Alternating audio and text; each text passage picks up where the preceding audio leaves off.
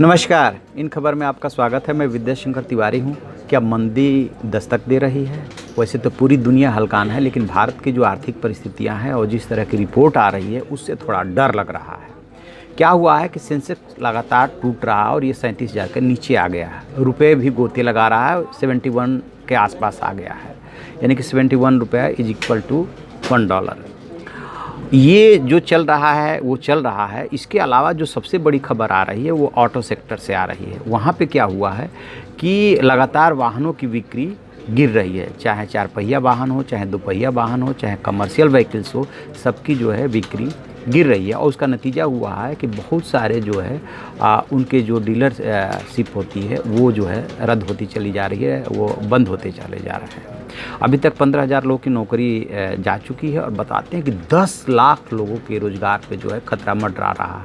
यदि 2018 के इसी पीरियड यानी कि जुलाई 2018 और जुलाई 2019 की तुलना करें तो सियाम ने जो अभी हाल में रिपोर्ट जारी की है, सियाम जो है ऑटोमोबाइल सेक्टर की सबसे बड़ी संस्था है, उसके मुताबिक 18.71% की गिरावट आई है वाहनों की बिक्री में।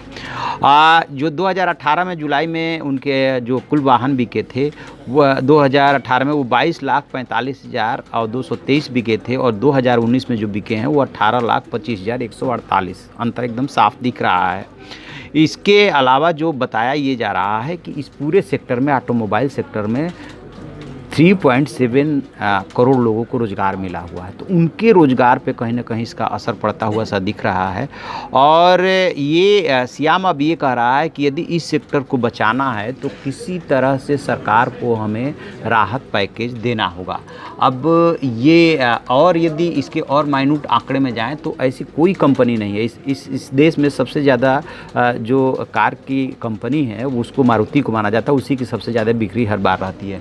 तो उसकी बिक्री में जो मारुति की बिक्री है उसमें 36 पॉइंट के आसपास गिरावट आई है। हुंडई में जो है 20% के आसपास गिरावट आई है। टाटा मोटर्स में इसी तरह से गिरावट आई है। महिंद्रा की में गिरावट है। ऐसे कोई कंपनी नहीं है जिसकी बिक्री में गिरावट ना आई हो। और यदि ऐसे ही अलग अलग मोटरसाइकिल की और कार की बिक्री को देखेंगे और कमर्शियल व्हीकल्स को देखेंगे तो ठीक इसी तरह से जो है गिरावटें उसमें हैं। और कई सेक्टर में तो ये तो 18.71 एवरेज है, 30% तक की गिरावट है। माना ये जा रहा है कि 2000 के बाद ये सबसे बड़ी गिरावट है, यानी लगभग 19 साल के बाद ये इतनी बड़ी गिरावट आई है।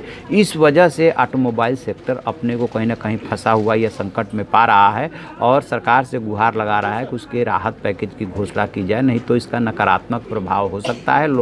नौजवानों के और लोगों के रोज़गार पर असर पड़ सकता है। अब देखते हैं कि सरकार इसमें क्या कदम उठाती है कि किसी भी सेक्टर को उसको राहत पैकेज देने के लिए देखना होता है कि आखिर वो किसको राहत पैकेज देगी। जब भी कोई बाज़ार में इस तरह से उछाल या गिरावट आती है, ख़ास तौर से गिरावट में, उछाल में तो चलिए बाज़ार में तेज़ी आती है, तो उसमें क्या होता है कि हर सेक्टर प्रभावित होता है। हर सेक्टर प्रभावित होता है तो फिर रोज़गार भी प्रभावित होता है। फिर उसमें सरकार को देखना होता है कि किसको संभालने की ज़रूरत हो, या एक को यदि देते हैं राहत पैकेज तो फिर दूसरा डिमांड करने लगता है। वो भी सरकार के लिए बड़ी मुश्किल स्थिति होती है। तो देखते हैं कि कैसे बाज़ार की एक और ख़ासियत है कि वो खुद भी अपने को रिपेयर कर लेता है। जो उसको डेंट लगता है ना, वो उसको अपने आप भी रिपेयर करता रहता है। लेकिन जब ज़्यादा डेंट लग जाता है तो उसको रिपेयर करना मुश्किल हो जाता है। तो अब इसमें नज़र रहेगी कि ऑटोमोबाइल सेक्टर जो है कैसे अपने को संभालता है और क्या सरकार उसकी कुछ मदद करती है। देखने वाली बात होगी। जो भी अपडेट होगा हम आपको अपडेट कराएंगे। आप देखते रहिए हमारा डिजिटल चैनल इन खबर। Thank you. इन खबर चैनल को सब्सक्राइब करें और बेल आइकन दबाना ना भूलें।